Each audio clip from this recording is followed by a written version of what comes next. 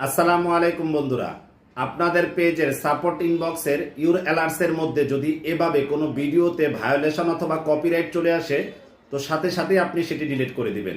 যতক্ষণ পর্যন্ত আপনি ডিলিট না করবেন ততক্ষণ পর্যন্ত আপনার পেজের স্বাভাবিক ভিউস আসা বন্ধ হয়ে যাবে। তো কিভাবে এটি ডিলিট করবেন চলুন এই ভিডিওর মাধ্যমে শিখে আসি। বন্ধুরা, এই জন্য আপনাকে সর্বপ্রথম অফিসিয়াল ফেসবুকে প্রবেশ করতে হবে। এখান থেকে উপরের প্রোফাইল আইকনে একটি ক্লিক করে দিবেন। এরপরে সেটিংস আইকনের উপরে একটি ক্লিক করে দিবেন। এরপরে স্ক্রল ডাউন করে একটু নিচের দিকে যাবেন।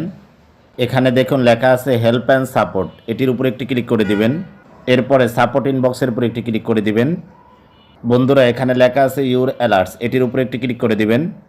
বন্ধুরা দেখুন, আমার একটি ভিডিওতে কপিরাইট দেখাচ্ছে। এটা আমার একটি লাইভ ভিডিও, তাই আপনারা লাইভ পরবর্তী সময়ে এই সেটিংসগুলো চেক করে দেখবেন আপনাদের ভিডিওতে বা আপনাদের লাইভে কোনো কপিরাইট আসছে কিনা। তো যদি এসে থাকে সাথে সাথে ডিলিট করে দেবেন।